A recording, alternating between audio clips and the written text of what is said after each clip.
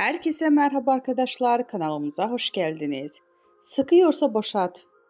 Arzu Sabancı'nın katı kanunlar koyduğu ve bunun aşarsa evlenmelerini kabul etmeyeceğini sosyal medyadan duyurdu. Hande Erçel müstakbel kaynanasına öyle bir cevap geldi ki, ünlü oyuncu Sabancı'nın yaparsan oğlumla evlenemezsin, evlenmiş olsam bile boşatırım diye haber yolladığı ilk kanunu önceden çiğnediği hem de ardından sosyal medyada ilan etti. Hande Erçel Arzu Sabancı'ya sıkıyorsa boşat diye paylaşım yaptı.